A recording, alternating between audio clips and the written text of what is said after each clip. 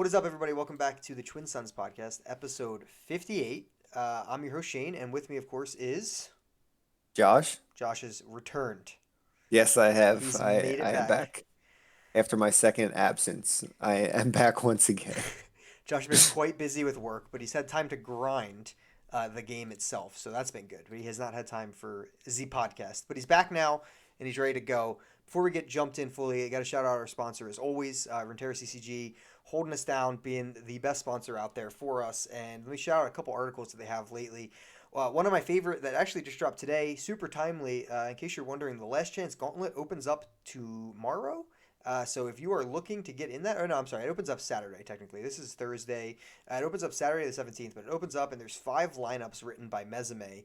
So you can take 5 different spicy lineups if you're looking for something to take into the Last Chance Gauntlet, and if you need, any more Prime Glories, that time is over. You already finished that last weekend, so now you need 5 wins to get qualified. So that'll open up Saturday. So if you need lineups, make sure to check that out. And just besides that, even just besides, the more competitive aspect, we even have a deck building and strategy tip guide by Den on the Lab of Legends, which is probably the most successful non-ladder game mode that they've introduced so far. Lab of Definitely. Legends Yeah. is pretty insane, so definitely check that out.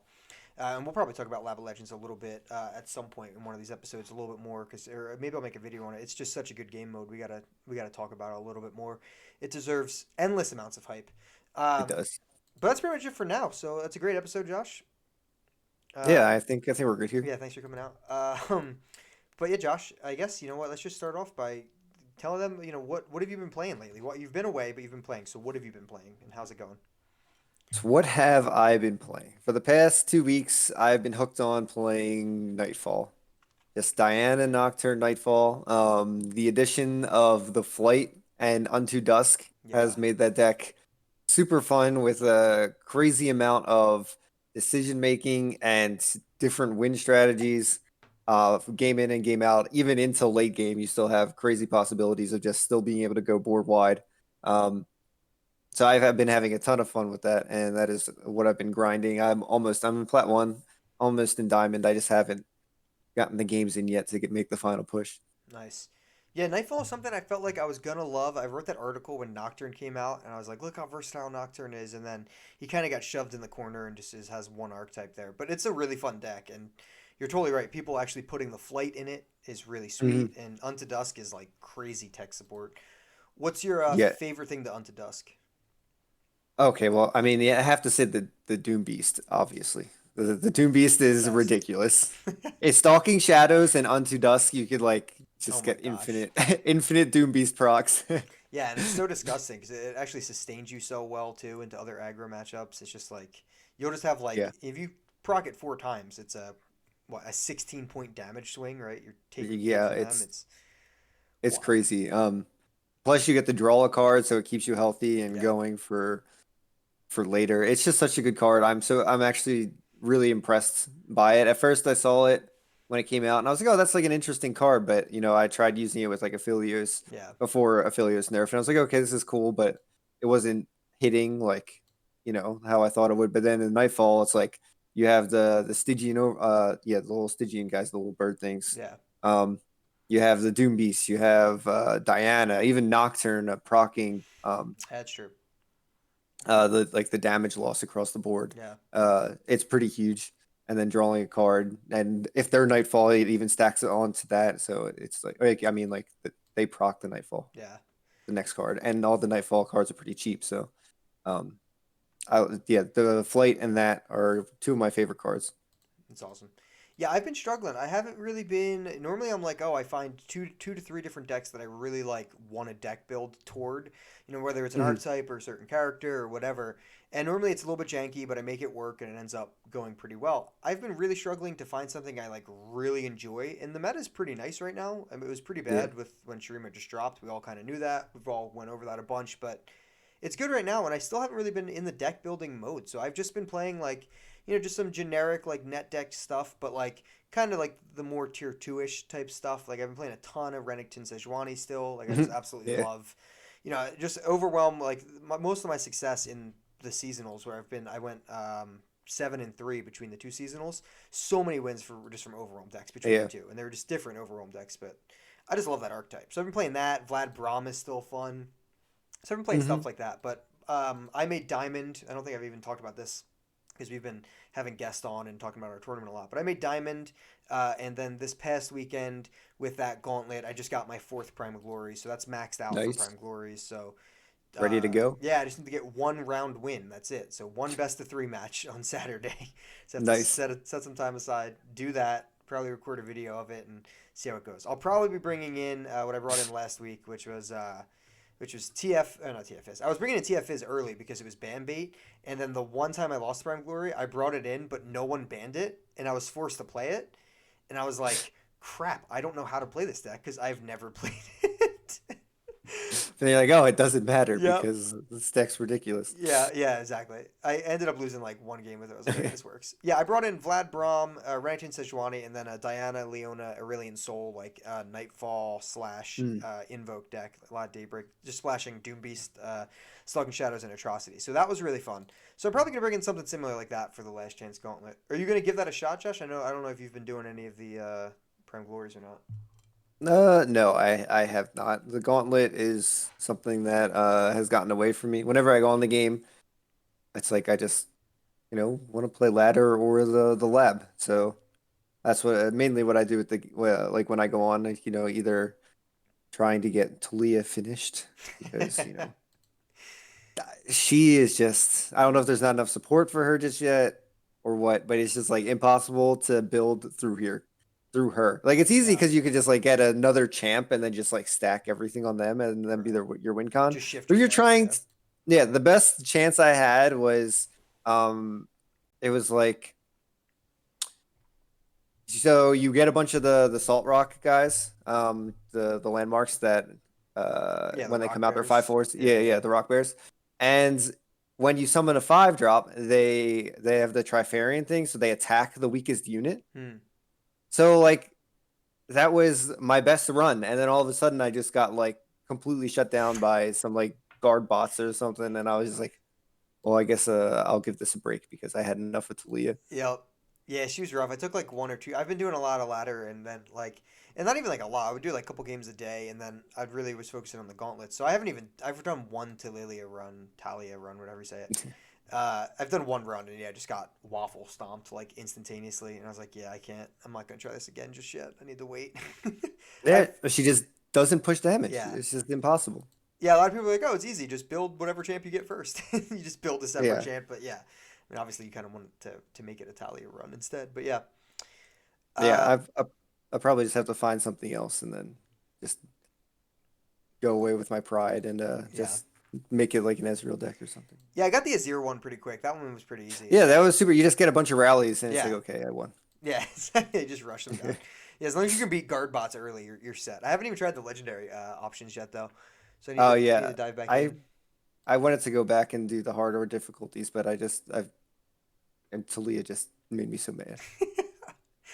So we've been hyping up a tournament that we just hosted a second ago. So I'm gonna do a quick recap, a little bit about what happened behind the scenes with everything, though. So behind the scenes, we had a lot going on. We learned so much. First off, we essentially capped it at 128 entrants, but then only 80 played that day. So clearly, I misinterpreted like how many people were actually going to show up because I was basically like, all Yeah. right, we'll probably lose 10 or so, but I don't want to let 200 people sign up because then I don't want that many people because we're trying to limit it so we could make sure it ran smoothly since it was our first event. In the future, we definitely won't cap the entrance just based on how many we saw drop out already. So we'll fix that. So that'll take a lot of work off my plate because doing the wait list was a huge pain. We were doing a wait list for Mhm. people to get on. That was a constant struggle, just making sure everyone, okay, are you signed in now? Can you sign up for the tournament? And making sure people weren't stealing spots and stuff. So going forward, we won't have a cap for that, which is great. As for running the tournament, again, I've shout them out a bunch, but Dan, our infamous in our Discord, he's a mod now in our Discord. So if you see him around, welcome into our Discord as a mod. He absolutely crushed it that day. He helped out a Mhm. ton. So did Aku. Aku runs the OTK Club. It's a competitive team for Runeterra. And he's part of the Global Academy as well. They run tournaments and stuff, so he really knew what he was doing. He seriously helped with that whole. Anytime you've seen our spreadsheet of all the different decks for the list or just the top 16, That was all his doing through a Google form. He really helped behind the scenes a ton. So both those guys, we were having a blast behind the scenes. I mean, first couple rounds, it was so hectic. We were sweating, we were going crazy. But then we just started playing Fall Guys toward the end and just messing around like as people were Mhm. finishing their rounds. So it was a really good time. You were away for that. I know Mikey was busy as well, but I'm sure you guys will Yep. help out behind the scenes when we do one at some point. But that's what we learned behind the scenes. As for how it ran, I've gotten a lot of good feedback, mostly really positive things. We messed up a little bit on the check-in time, but we'll fix that going forward. And it ran well. We had a really good tournament. We had 80 people play. We had a top 16 established. We had a top 16 established that first day, and then a week later we played, and all those games just happened this past Saturday. And huge shout out to Scarzigs for hosting that. He hosted it on his channel, and he also was just a fantastic caster. He showed me the ropes. I was casting with him for my first time, and I thought I did pretty terrible, but I've heard some okay compliments, so I appreciate it if you said anything. But Scarzigs was just such a pro. You could tell he's just done it so many times, but Mhm. he did amazing. Huge shout outs to him, and then we got to run the top 16, and Martin Carton took home the glory. We're gonna go through his decks here tonight. Yeah, his decks And were wild. his decks were awesome. I did say we were going to invite the winner onto the podcast. I did extend the invitation. He was busy this week. We're going to try to make it happen next week, though. So hopefully we can have Martin on next week to talk about his decks. But final shout out again. We gave out $400 for this tournament. We put up like 75 to 100 of our own. Or actually yeah, like 100. But we really appreciate the sponsors for helping us out with this. We had Runeterra CCG come in and sponsor. They sponsor every cast. They sponsor the tournament as well. And then the Casuals Runeterra, awesome podcast as well. They talk about tons of different stuff based on around the lore, and then they have mini episodes in between that talk about patch breakdowns and the competitive scene and stuff. They're really great, good friends. We've had them on as well, and then Optima, really good content creator as well. They all threw out a bunch of money, helped us out, and it was really fun. We got to give away $400. Everywhere from the whole top 16 got rewarded, which was really nice. So, like I said, we learned a ton. I'm rambling, but we're gonna continue to do these. We're gonna try to do them every 2 months or so and have a big tournament like this. We thought it was pretty successful. And the last thing that I want to mention before we jump into these decks is that if you didn't catch the live stream, I actually put every single game that we recorded on the live stream, which is about five or six total, and they're all on our YouTube now. So the link for that's in the description. But you can just catch it's exactly what I took from the stream. So it's got the commentary from me and Scarzigs, and it's just straight gameplay, and it's cut up real nice. You can put it on 2x speed and make me sound like a mouse if you want, as Josh was doing earlier. So Yes. yes, you can just. They are pretty comical hearing high-pitched voices. Oh my gosh. Yeah, Fade in chat is saying he thought it ran pretty well. I appreciate that. And he also said Optimus streamed his games. Yeah, a huge shout out. That's really important. Huge shout out to everyone who did stream their games, because we didn't realize this, but in NA you can actually spectate EU friends. Yeah, I thought they had done that already, but we were mistaken. Yeah, So that's weird. we had to take streams directly. So Gravardia just set up his stream just for the final round, so we could actually all watch because we had no way to watch. So huge shout out there. Fresh Lobster was streaming the whole time. Optim was streaming. I know a lot of other people. Coin Flip was streaming. Mo was streaming at the beginning. So I know a lot of people streamed. Appreciate that. We were hopping in and out, making sure everything ran pretty well for both day one and day two. So really appreciate all that. But let's jump in. I'm going to see if this works here. Yeah, we're going to talk about some of these decks here. So I do have them up on screen, but if you're not here, I'll read through the list. But we're going to go through this one first, Josh. This is Sounds good to me. Ezreal Gangplank, which definitely seems like something you would be all about. Oh yeah, I saw this and I was like, "Well, why haven't I made this?" I was like, "This is incredible." It's nuts. So I'm gonna read through the list for the listeners.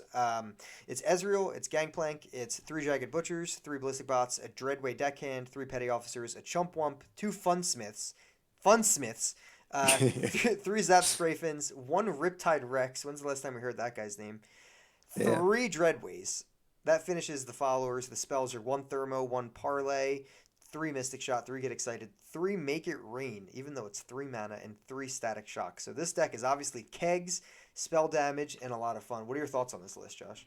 Yeah, this list amazes me. There's just it looks just like there's a bunch of different ways to push damage. Yeah. Um, you know, whether you're trying to finish with Ezreal or finish with Gangplank, but you're getting a bunch of chip damage. You're using the Ballistic Bot for chip damage. It discards. The Funsmith is you're just making removal even better with the Funsmith and with the kegs. Oh yeah. I saw this deck and I was like, oh my goodness. So like I felt like it was going back in time to like archetypes when Bilgewater like first came out and stuff, Yeah. and it like putting its own little like new meta spin on it, and the fact that it made it to the tournament and you know won some games with it, I was like, this is Yeah. legit right here. Yeah, I mean, for sure. We're gonna, have Martin on and talk about his whole run. So we won't like super dive deep into every one of these decks, but we just want to give our opinions on the deck. So when Martin gets on, we can just hear his take on everything, why he brought it, what the lineup was about.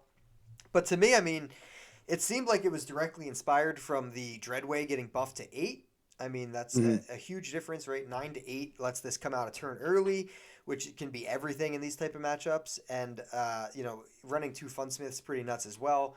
The last game of the tournament, he did win with this deck, and that VOD of as a YouTube video will be going up tomorrow. So if you're interested to see this deck in action, it was pretty nuts. But yeah, like you said, I mean, just some of the kegs get a bunch of extra damage, but then he's got the zap just finds such good spells. I mean, most likely finding a Make It Rain, a Get Excited, or a Mystic Shot, since that's 9 of the 11 that he can search for, Yep. which is crazy.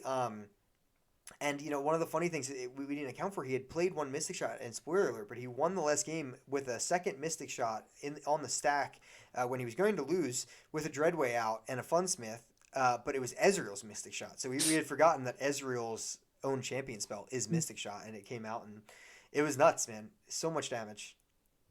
Yeah, that's insane. That's definitely a way to finish it. Like if you are playing, it's like if you look at tournament decks, they are usually like people aren't usually bringing crazy aggro decks. So the Right. games, they're generally mid-range to longer. Yeah. And if you could stall till turn 8 and then use your if you could have saved your removal for the end, it's pretty much like back to like Ezreal Karma just finishing with Get Excited and Mystic Shots because you're putting that much damage with the Dreadway. If you have a keg, if you have a Fun Smith, Yeah. it's insane. The fact that Make It Rain is in this list, we haven't seen that card Yeah. in months ever since it got nerfed, and he has 3 of them in here and made it work. Yeah, I mean it's so ridiculous with Dreadway. Like it really reminds me when I was playing that Siren deck a lot, just trying to do like Yeah, that. Like it reminds me a lot of that, but now like I think the Siren. I was actually just on Reddit. Like the Siren, I think is underrated. People were like trashing on the card, but it does look a whole lot worse now that Dreadway only cost 8. Like the yeah, Siren looks exponentially worse compared to that.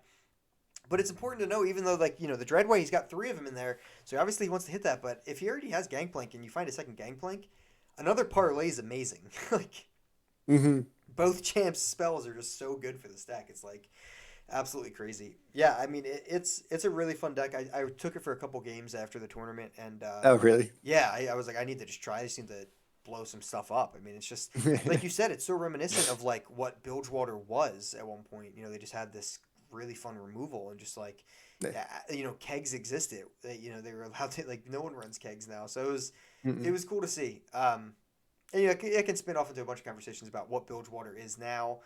Why they're really struggling to find their identity anywhere. Like TF was just kind Besides of Pirate Aggro. yeah. Besides Pirate Aggro, right? That deck's great. But yeah, and it's kind of their identity. It's kind of like aggro-ish. But TF made it into every list, but that's just because TF was obnoxious. But yeah, I mean, it's like Nab doesn't really exist. The Plunder archetype is super fun with like Powder Pandemonium, Gangplank, and Sedge, but realistically, the deck is like tier 3 at best.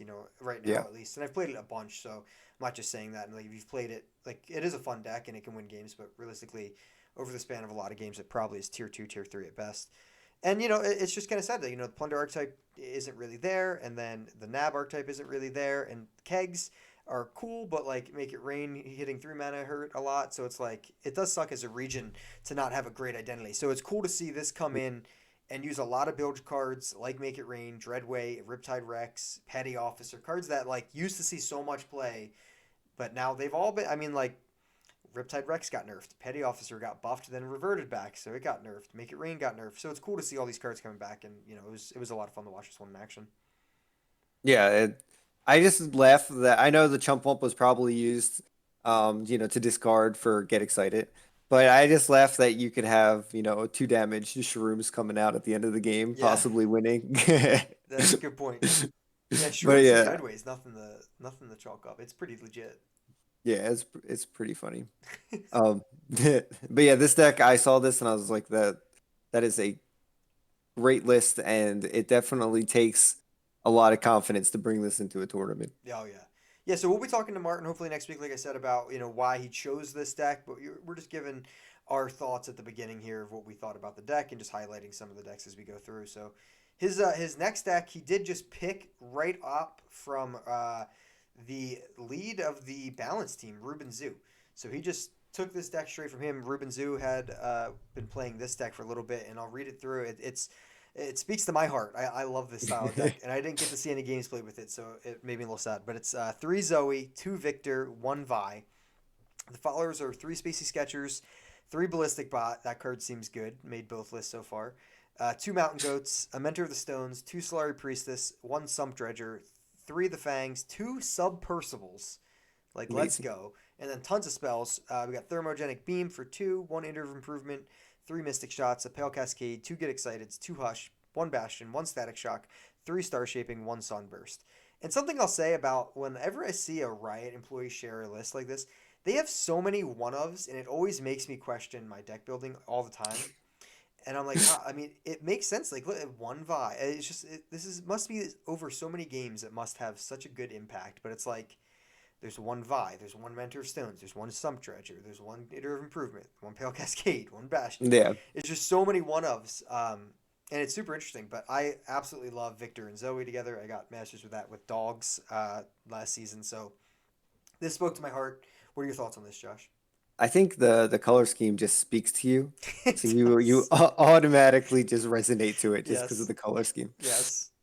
But yeah, I saw Ruben Zoo post this, and I was like, this is really interesting. Every time I see the one ofs, it just I don't know how it's consistent on ladder, but I mean, if it works, it works, I guess. And maybe Yeah. the consistency of just like Spacey Sketcher and the Fangs just allows you to have time, or just I should say just the invoke package just Yeah. allows you to have time to draw one ofs and really be able to adapt to what you're playing against, which I mean that's what Targon does best, I guess. Right. And yeah, the fact that Victor's here, Vi's here, ever since Vi's nerf, Oh yeah. she's not in many places. Victor is still considered a meme for some reason. I don't know why. Um, to Yeah. me, he seems pretty legit. But then the submersible is just, Gold. some nice icing on the cake. Yeah, it's amazing. Yeah, so like submersible makes sense why you want to have a bunch of one of. So like yeah, it does add up to that list. But it's not like you're even running 3 submersibles, so it's not like your main game plan. But realistically, like with this type of list, it should be pretty easy to get your 10 online for submersible because you have, Mhm. gems from the goat, ballistic bot makes the ignition, Victor makes his own hex core upgrades, and then you have all of the small invoke package stuff that you get from Fang, Sketcher, and Zoe. So it's like, yeah, it makes total sense how that thing's going to get online pretty quick.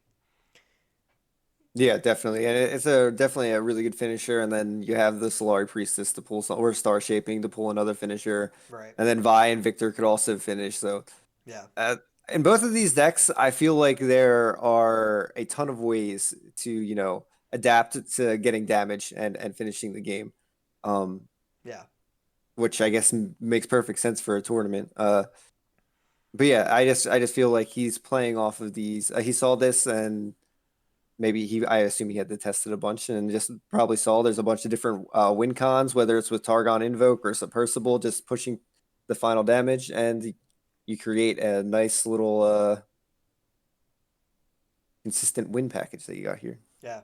Yeah, for sure. I mean, and a little bit less Targon in general, so that means less Hush. So that means Victor's a little bit more viable, which is always cool. And Mhm. it kind of makes a little bit of a way for certain decks like this. And I mean, I really dig it. I think it's a super fun list. I haven't given this one a shot myself, but I've played a lot of stuff very similar, and it can just the invoke package allows for this crazy flexibility. And it just really lets you go. And this deck probably would have been really solid when when Aphelios and TF were running around a lot. Mhm. Because it's got a good bit of removal between Get Excited, even a Sunburst, but Yeah, Thermo Beam, Mystic Shot. So it's pretty good. And, Vi's Challenger is huge too, even though there's only one of. yeah. But yeah, it's a fun list. We'll definitely have to ask why he slotted that in. And like you said, it requires a lot of flexibility in things. And I didn't get to see him play this. What I did get to see him play was his Trundle Lysandra list. And Martin played this like a champ, so we got to tell him when he comes on. I mean, like it was flawless the way he played this list. It Oh was yeah, he definitely knew the matchups. oh man, it was really incredible. You want to read through this list for me? Sure, yeah, yeah. So this is has your standard Lysandra Trundle, but the spiciest card of the bunch. Actually, there's a couple spicy cards in here. But he's pairing it with Ionia, which is spicy enough. But he has the Monastery of Harana. Amen. Brings the monastery into a tournament. Crazy. But so he's running Bladed Ravines. Those are his landmark. Followers are 2 Avarossan Sentries, 3 Icefell Archers, 3 Kindly Tavern Keepers. Spells he has out the wazoo, which I mean makes sense because it's Lysandra. Lysandra, yes. Lysandra That Trundle. actually works. But we got 3 Entreats, 1 Troll Chant, 2 Flash Freeze, 3 Ice Shard, 3 Avalanche, 3 Concussive Palms, 2 Deny, 2 Homecoming, and 3 Go Get It. My voice, I'm sorry, guys. That's why I made you do it, because my voice is hurt. But Yeah, yeah, this it's deck is insane. it is spicy. You know, it's definitely the less favored Trundle Lysandra deck, right? Like you see the Shadow Isles variant. You know, I mean, if you're playing on ladder, you see the Shadow Isles variant probably like 80% more. I've only seen this a handful of times Hmm. myself, and that's obviously just me being subjective, but that's what I've seen it. And yeah, obviously Monastery of Harana, everyone's just like, what on earth? Like, no one can make this card work. So it's funny that it's in here, but uh, 2 Homecomings. Now that Homecoming costs 4, it's actually a pretty legit card. Like it has Yeah. its moments. That's great. Go Get It. Got a bunch of hype at the beginning and then kind of faded away. So that's great that that's back. And then, you know, other than that, it's pretty standard, right? You don't have the Shadow Isles removal. You don't have the Shadow Isles healing. So you kind of want to pack a little bit more of that in. So you play 3 Kindly Tavern Keepers so you get the extra healing. You play 3 Blighted Ravines to get that healing. And then you pack a couple additional freezes into this deck. And you have something that's pretty solid. Yeah, it's pretty crazy. One thing that's not here that I'm actually really surprised is Three Sisters is not here. Instead Yeah. went for just the straight flash freeze. And I think most people would consider Three Sisters in here to be great, but he made it work without going Homecoming and 3 Go Get It's instead. And it obviously worked out. Yeah. That last game in the finals was absolutely absurd. Yeah, so Um, this was another one in the finals where he piloted this like flawlessly, and Gavardia was playing really well. mhm. But this deck was just piloted so well. He was so patient throughout the entire game, like you said, and yeah, it's incredible. It's interesting. So, do you think, Josh, that so he's running 3 times in treat, Yeah. which is super interesting because it's like okay, that makes sense in Anivia decks. You want to get Anivia out, and even if you get additional Anivias, they're just harsh wins, so that's great. Here, it's you're running 3 times in treat because you need to get Trundle. Like Mhm. you have to get Trundle and you have to get Lysandra. You really have to get both. Um, and you can stall for a while, but you really need Trundle because you need the Ice Pillar, and then you want to start doing your recall shenanigans with the Ice Pillar. There's no other 8 drops in the game in Yeah. his deck other than the Thrall that Lysandra makes and the Pillar. So you have to get those. But then the spell that is Lysandra, if you do get an extra Lysandra with an retreat, is Entomb. Entomb. Mhm. Mikey always makes fun of how I say that. So Entomb. So he does have Entomb through that, which is a little bit of a Yeah. stretch, and he does have Flash Freeze regularly. But I totally agree. I think Three Sisters makes total sense, and it surprised me between Three Sisters and like Harsh Winds. Both were like 2 cards that I was like, oh, I feel like they could definitely fit. So I'll have to ask him, tech choices if he thinks those are Yeah. viable tech choices or not. But Well, I honestly think so. Like the 3 Entreats, and obviously, the concussive palm and the homecoming makes it look like this is built for the mirror. It makes it look like it's built. The way that they would win that is, stopping the watcher if it got online first, or getting their watcher first. yeah, So you can kind of ensure that you get your watcher first by entreating Lysandra, and then obviously you need Trundle to get your pillars. right, And then you can stop the Watcher with the concussive palms and the homecomings. I know the homecoming doesn't do much because he still costs 0 when he comes back out, but right. um, like it obviously worked into other matchups, but it kind of makes me believe that it was geared towards the mirror. Maybe him thinking that it would be all over the tournament because it's tier 1 right now. Yeah, like we can't really. I mean, we can, but we're not going to. We could speculate what his ban strategy was, but that's why I'm really excited to have him on so we can talk about what was your ban strategy? And that very well might be the case. What you're saying, Josh, you might just say, well, yeah, like if he's totally okay against Trundle Lysandra, and like you said, if that's all over the tournament, then great. Like he'll just take that and go with it, and he can not ban it and have his ban saved for something else. So yeah, but like you said, he piloted this so well. Yeah. The Lysandra does so freaking much. Like that's definitely my one card that is gonna have to. Like I said this even in swim stream, and he saw it right away when he was going over the patch. He was like, "Yeah, I think you're right." And it's just that the Watcher's gonna have to get looked at. It's gonna have to leave a couple cards in the deck or something, so they have another turn or Mm. two, because it does so much. I mean, she does Well, yeah, everything. when she was released, I told you I was like, this is going to be tier one. I was like, Yeah, I am dead set on tier one, and then like TF Fizz stayed there for a while, but yeah, still, after they're gone, it was literally tier one. She does her package alone just does so much. yeah. She's guaranteed an 8 cost by herself. Yep, She gets ice shards. She makes your Nexus tough. yep. She provides a watcher that Yeah, ends the game. she has a win con. She protects your nexus, and then the free ice shards are just absolute like over the top. I mean, and he used those to perfection because he was pinging off Aurelion Soul spell shields for free and Hmm. doing things like that. And especially when your nexus is tough, then you're not even taking damage. But it became I mean, I think he did like 6 nexus damage just with ice shards because he's just all right. I'll just burn your nexus down and that puts you on the clock. Yeah, Even though it's 1 damage a turn, it puts your whole board it adds up. and the Nexus on the clock, and it's just brutal. Yeah, he. Yeah, This game is going up tomorrow. This actually, I'm sorry. This game went up today. So target. if Yeah. you're interested in checking out this crazy, they call it TLC. It's like Trundle Lysandra Control, but the Ionia version is a lot different to play. You'll see that if you're curious as to how this compares to like the standard Shadow Isles and Freljord version. Check out that video for sure because he pilots it super well. And then check out next week when he comes back because we'll definitely be talking about that with him. But he pilots it super well and extremely patient game plan. You just have to kind of make use of what you have. And I mean, he did it to perfection. So that was super fun. So those 3 decks were what he brought in. I do want to shout out a couple other people as well. There's some other fun stuff that I saw throughout.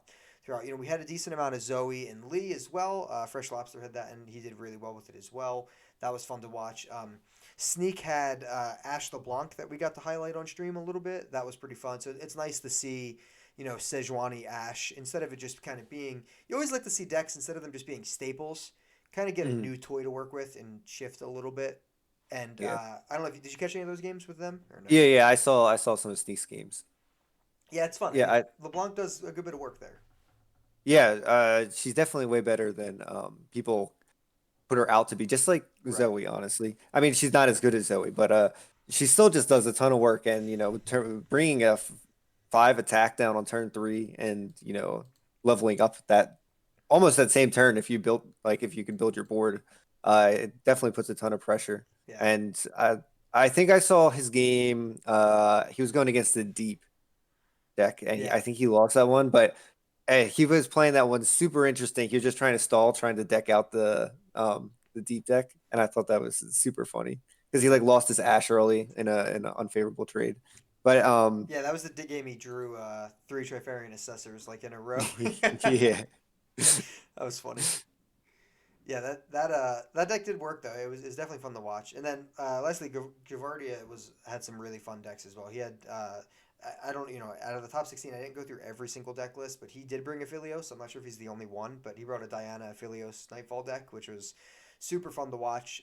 And then I mean, I got to see some Daybreak in action, so I was ecstatic. I was like, yes, it's back. And then I instantly went and I was like, I'm making my own Daybreak deck. And then that's when I played in Gauntlet with Daybreak. So I absolutely love seeing, and it was just really fun to see all that stuff come back, right? Like we got to really see Mhm. Daybreak come back. We got to see Gangplank and Riptide Rex and Dreadway and all that stuff come back. So it was a blast seeing all those decks, and it inspired me. And I've been in a little bit of a funk of like I've really been enjoying content, but I haven't really been enjoying deck building lately. So that did give me a little bit of juice, but I'm still searching for a lot more. So I don't know. It might just be at this point I need to wait until the next batch of cards come out to get that yeah. going back. But that's kind of where I was at with that. But yeah, those were all great. So that is pretty much all the tournament talk we have there. Unless you Oh, have anything else, one Josh.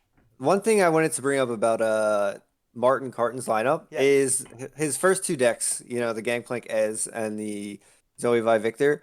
I wonder, so like he used a decent amount of similar cards. So like obviously Ballistic Bot is pretty legit card. It's like probably the best PNZ card there is. Yeah.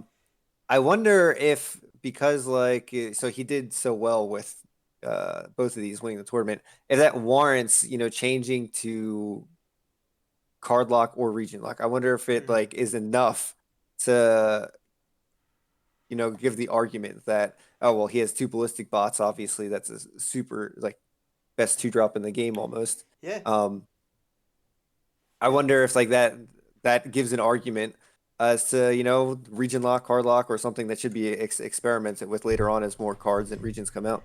Yeah, we've talked about it a little bit in the past, and yeah, I don't know. I think it's interesting. I do think so. We've talked about it a little bit, so we'll highlight it real quick. So I think it's a good talking point, and we're running our own tournament, so we can make the next tournament whatever the hell we feel like.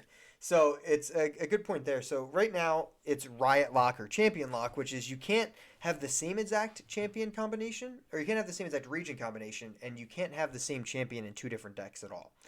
Um, Yeah. and on top of that, there's an additional rule of you can't run more than one deck that has no champions for some reason. They it's a League of Legends game. They want their champions in there. So Yeah. there's that. The other options are region lock, which is just if you take Targon in one deck, it can't be in another deck. That is the other. I think the next one that we could see at a seasonal. I think that is the big one. Hmm. That's simple enough to do, and it's way easier than this one, even deck building wise. It's just hey, you use Noxus, you're done using Noxus. It's way Yeah. easier to do in terms of hey, deck building's not that hard. You don't have to worry about that. Then there's card lock, which is like realistically you can't use ballistic bot in more than one list, but you could play P and Z in all three lists. Yeah. That kind of works. That's interesting. And then there's collection lock, which is like you can use ballistic bot, but you only can use three ballistic bots total, but you could use one in each list. I hate that for a lot of reasons, and the main reason is Hmm. because you could just really high impact cards like Deny, Star Shaping, Bastion, things Just like spread it that. out. Yeah. You could spread them out, right? You can run two, and you see Zoe Victor's running one. But yeah, you could put Deny and two, two Deny in one list and a one of another. So I don't like that one as much, and it's also just from a complication standpoint, I think it's the weirdest and the most difficult to actually like grasp your head around a little bit. Yeah. It makes sense in a physical card game. Okay, I have three denies. I can only put three denies in. But I personally don't like that one. I don't even like card lock. I really like region lock, and I would definitely consider making our next tournament that in just hopes to be okay. Let's just try to run this tournament. And I do think, Ruben Zoo's even done a survey on Twitter about how do you feel about these two different formats? What should they be? And a lot of people like both. And I think region lock would highlight a little bit cooler decks overall. Mhm.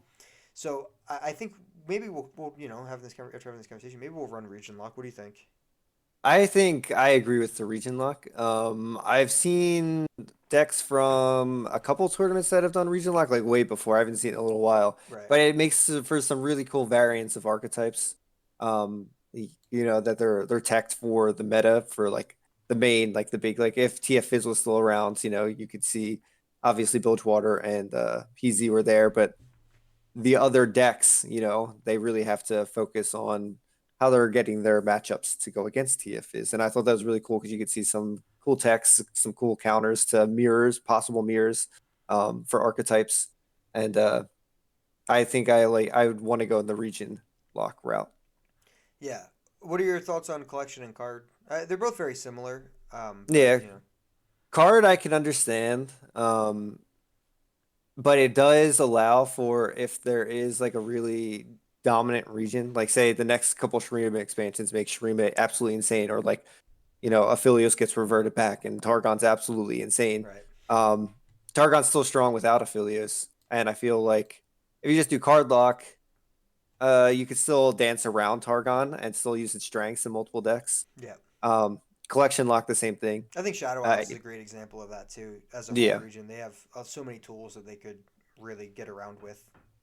yeah. So I think region lock is probably the way to go, just to keep deck building in tournaments and the tournament meta just kind of flowing in a good direction, because we saw when it gets stale and everyone's just bringing TF Fizz, we saw like what could happen if you know one region takes over. Yeah.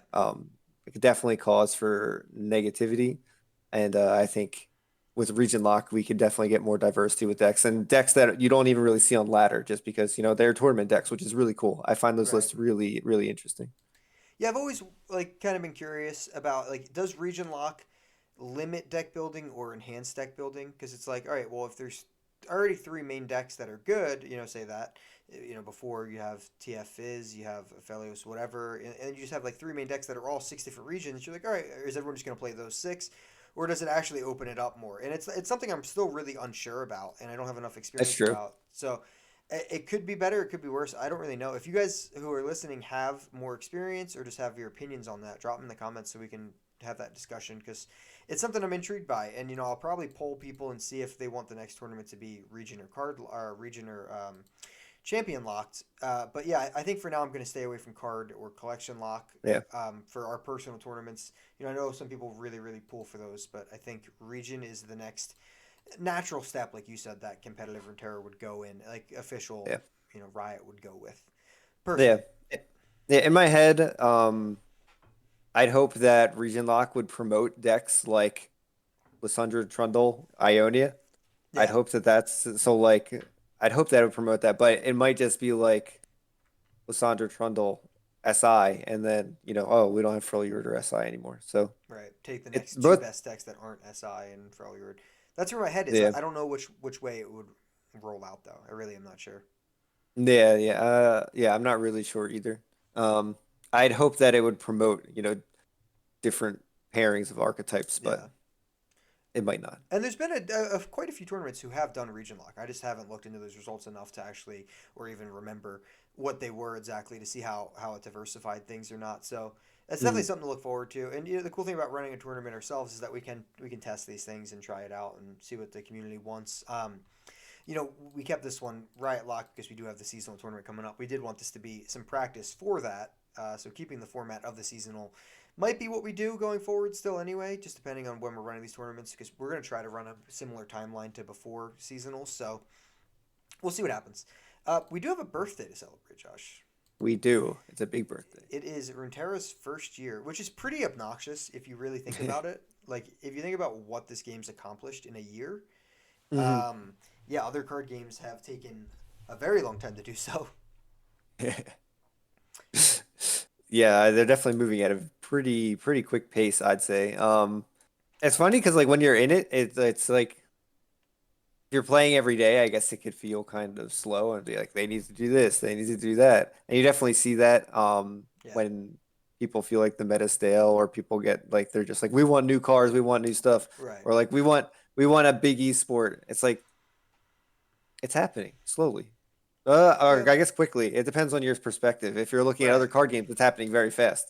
If you're looking like, oh, I want this now, then yeah, I guess it is happening a little bit slowly. But they have done a ton. They just constantly put stuff out every month. It's been pretty impressive. Yeah, I mean, the future's nothing but bright for us, for them. I feel like we have so much to make content about. There's different game modes that we've been able to enjoy between Gauntlet, Singleton, Lab of Legends, the two-player lab. Like we've made content on like all this different stuff, and this is something that like other card games haven't had or still don't have. Like you know. Hmm. Lab of Legends in particular, and I think I'm just gonna make a video on it, but like it is literally like its own roguelike deck builder within this game. So like one of the most popular games for card games like Slay the Spire is like a massively Yeah. popular game. It's just they put it in this game for free. You know what I mean? And you don't Yep. use your collection. It's just there for free, just to sign on. So it's like they've done so much on that end, and then competitively, yeah, there hasn't been a World Championships and seasonals might and probably aren't enough for the competitive scene realistically going forward, and they're definitely not enough currently because people cry about it all the time and they want bigger prize pools, they want bigger tournaments, they want more frequent tournaments, and that's all fair. But realistically, just from a player standpoint, it's like wow, they've added so freaking much to this game. It's crazy so quickly. It does Yeah. take. It's nice to look back and kind of view it like that. But they're celebrating, and there is 7 login rewards. So I'm reading through patch notes 2.6 now, and you get one of the most toxic emotes of all time. Let's see if it's down here. Piece of cake right here. Yeah. This emote is pure toxicity. I find it funny that it's Garen because he's like the most like noble, like Lame, straightforward. Yeah. lame. Mikey, where you at? Yep. Yeah, But they put him in like one of the most toxic emotes there is. I thought it was pretty he's hysterical. so freaking toxic. Yeah, so they're giving away all this stuff. So you get that emote, you get prismatic chest. That's a common. You get a first year icon. You get the Katarina emote. You get a rare prismatic chest, a champion wild card, and a Poro.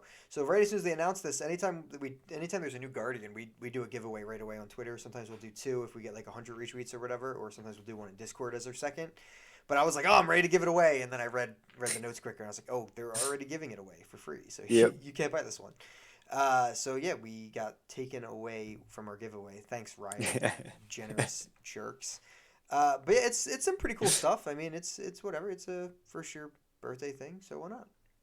Yeah, yeah. I mean, any free stuff is appreciated. Yeah, And just for logging on, you get some good emotes that you could yeah, use. For the people that are extremely free to play, it's like pretty incredible. They get card back. They get another little guardian. yeah. Right. It's Like it. cosmetics are mostly limited to paying in most free to play games, but there's been a fair bit that have been just straight up free in Runeterra. Yeah, They haven't done like a yeah. board. Pretty Boards nice. have been, locked to pay, which is totally fair. They're pretty intense what they do. Mhm. But yeah, they've gotten a lot of card backs and emotes for free. And I mean, champ wild card, that's $3. That's pretty good. Yeah, it's not bad. Yeah, I mean, people were probably expecting a little bit more. People were like, oh, is this where they announced their big esports thing for their birthday for their 1 year anniversary? It's like, probably not. Some people thought, and I kind of thought for a second that maybe that's what they do. But like realistically, yeah, I don't know. Right now just celebrate their birthday and then kind of go from there. Yeah, It's coming. esports in like a card game still slightly baffle me, like confuse me, Oh yeah. like how it'll work. Yeah, because it's like yeah, there's metas. Yeah, there's people that are competing. But is it like how do you make teams? Like what do teams do? Oh, for teams. Yeah. Yeah. Like how does that work?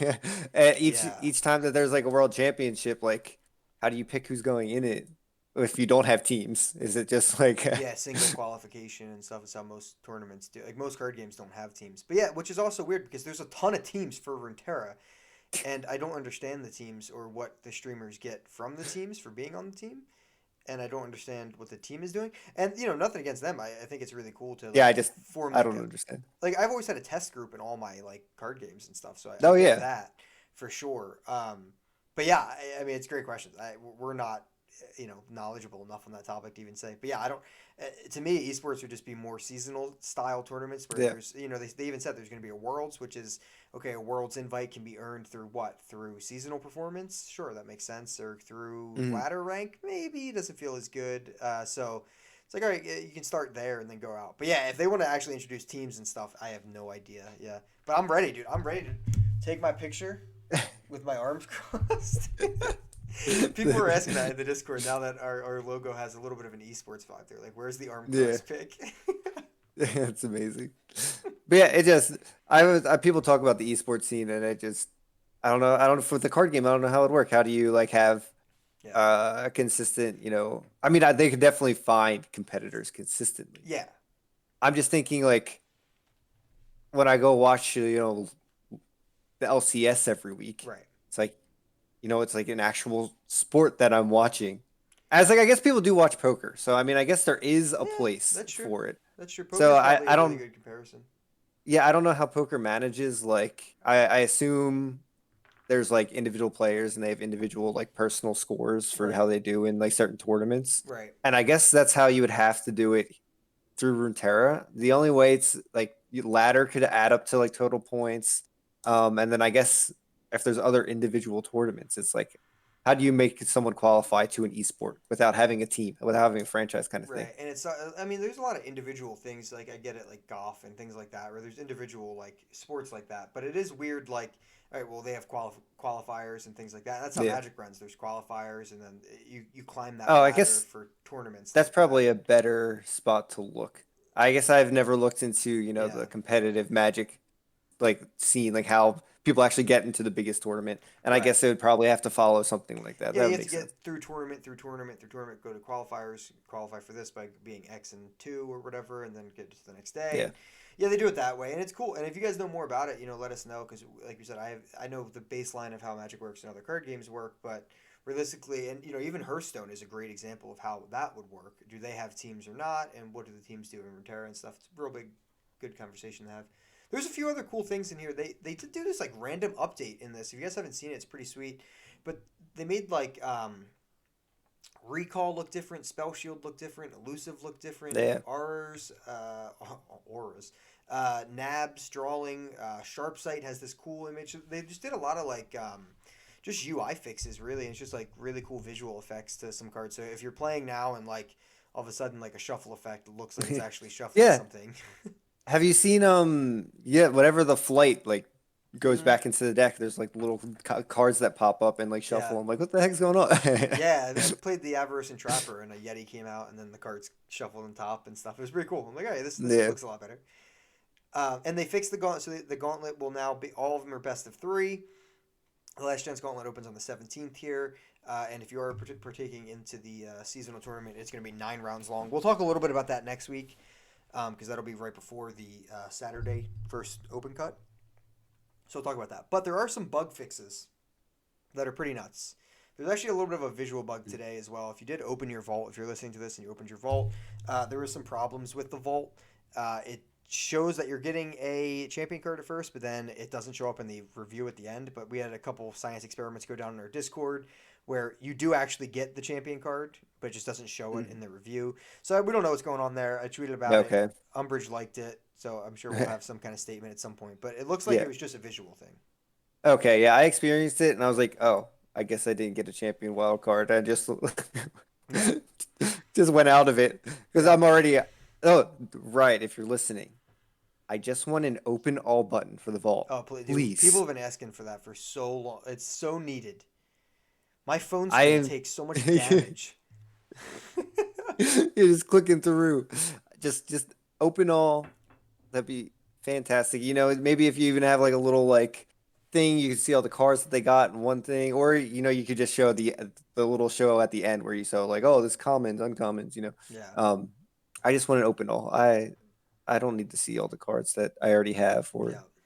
don't have because I have never used. Right. Exactly. Please. So there's two. I mean, there's a bunch of like funny like things that we could go through. We don't really need to, but there's some funny ones. Like Molten Breath no longer increases the size of cards. Like I wish I saw that. It just like this dragon just eats things and then it's bigger. So like I wish I saw that one. That's amazing. Trevor Must have been Snoozebottom's mumble sprites correctly display their keywords. Like who was out there playing Trevor Snoozebottom? I have experienced that. It's annoying, but like I have experienced that when it's I so was funny. messing around with snooze bottom for those like 10 minutes. It's so funny.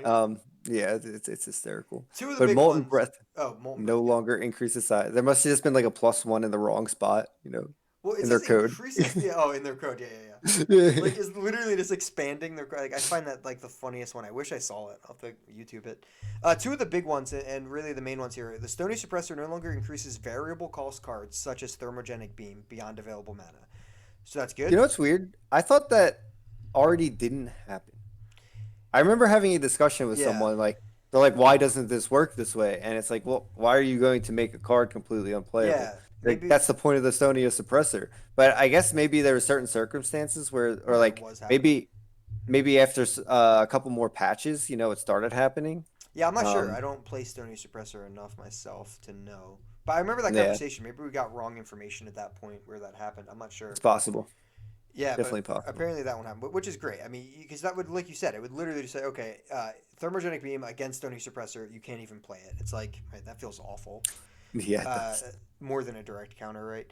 The biggest one probably here is that was seeing at least consistently is the Crimson Bloodletter no longer activates twice when Braum is played. So the Crimson Bloodletter Thank was pinging. goodness. I mean, it's great. It's still going to ping Braum, which is the main thing Oh you yeah, want.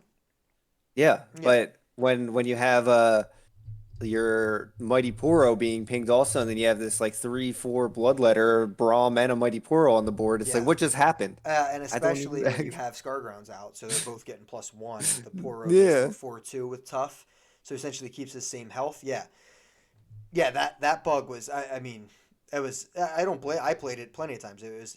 You got to play if you're playing Vlad Braum, you have to play Crimson Bloodletter. So absolutely Yeah. abuse the hell out of that bug because it's like, okay, this is going to be in this deck even after if they fix this bug. And we weren't even sure if it was a bug or not. Like, right, it looks like a bug, but what's going on? Are they played at the same Yeah. time? Like, so yeah, you don't shame anybody playing that one. But like, yeah, that was crazy. So that definitely simmers that interaction down a little bit. It's still a super strong Yeah. interaction, but yeah, when it would just give both of them +1 health, Oh, and then I was, I mean damage. I mean, yeah. it was just there Brutal. was a couple games that were just brutal. Yeah, just to screw me over the mid game. Yeah, there's a couple other big ones that are like not big ones, minor ones. I mean, like Destiny's Call can no longer be cast without any units in hand, which is kind of a funny thing because it can matter in situations. This one's a little bit of a hot topic. Mimic can no longer copy itself. So what people thought, and I haven't tested this yet, but what people thought was Mimic at one point was able to just copy itself, like in like its own Mimic in its Hmm. hand. Not like a Mimic can't copy a second Mimic. Is what like was going on there, and people were confused. Now, is this just like a nerf to it to make it like a hard fix where now no mimic can copy another mimic, or is this just literally saying the mimic card itself can't copy the same mimic card? Yeah, by it saying copy itself, I'd assume it just can't copy itself. I think it can still copy another mimic. That's how I read it. Yeah, Yeah, I'd have to say it says copy itself. I don't think I've actually seen that verbiage before. that's how I read it. That's what I assumed too. And then the other one, Inviolus Vox, should no longer incorrectly trigger when killing. I wish it did. I wish Inviolus Vox got to just kill its own Dragon Chow and then get. I didn't realize it could originally. I wish it could do that still. Just generate a dragon after it eats a freaking whatever. Yeah, that's hysterical. Yeah, so those are the bug fixes. There's some good ones there, and that's pretty much the tournament report. But that's probably going to do it here for episode 58, which is pretty insane. Made it through 58 of these. Yeah, 58. If you guys are going into the Last Chance Gauntlet in 2 days from now, April 17th, good luck. Remember, I wouldn't. You only have to play one game if you have 4 Prime Glories. You have to play one match, I should say, which is a best of 3. They're all going to be best of 3s, so you're going to have to bring 3 decks. Ban wisely. And don't mess up if you only got one shot in that last game. But what I will say is don't rush it. 324 people get in from the Last Chance Gauntlet, and even when you needed 2 wins, but it was just quick back-to-back wins, it wasn't a best-of-3 series, people were getting in all day long. So it's not like the first hour 324 are going to get in through the Last Chance Gauntlet. And don't rush your play style. If you can play as soon as it opens up, that's definitely the safest bet. I'm not saying, wait till the end of the day.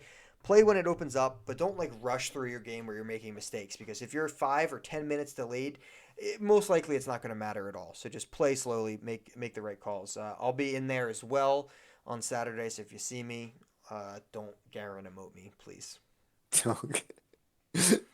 What is that one called again?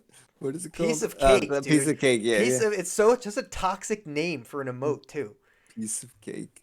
I can't believe they added that, dude. I like Katarina's animation. I don't think it's like a top tier emote, but I really enjoy the spin. The spin's and nice. then like the knife spin, pull out cupcake. I enjoy it. It's nice. It's a nice spin. Garen's It's kind of just weird. so trolly though. Yeah, he's just so trolly. I love how we're crazy. still talking about this right now. Yeah, it's kind of weird. In the lore, they're supposed to be like secret lovers. I wonder why they chose these two at the same time. They're both eating cupcakes. Yes, they are. It's one of their parties. That's it. Still talking about freaking piece of cake emote. So ideally, like I said, next week we should have the champion of the Twin Sunz Open, Martin Carton.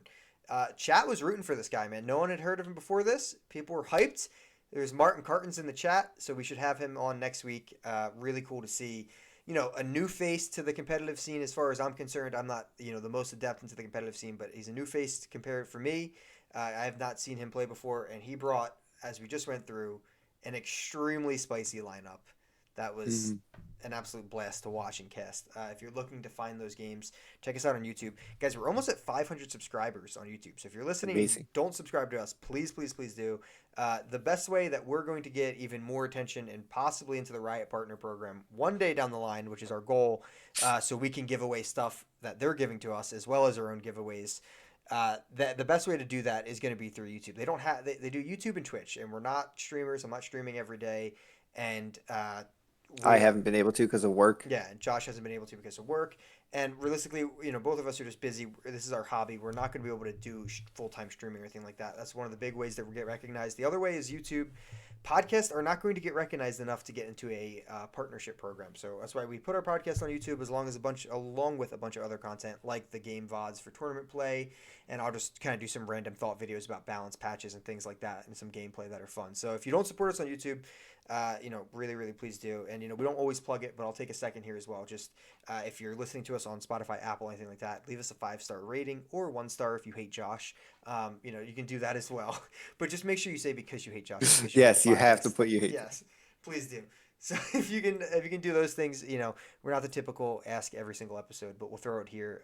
We really appreciate the support, and your brother in chat is saying he hates you. So we got one person to hate Josh. That's great. Makes sense. But Glad he's listening. yeah, hey, at least we got a listener, right? Yep. Thanks, Jordan. Appreciate it, guys.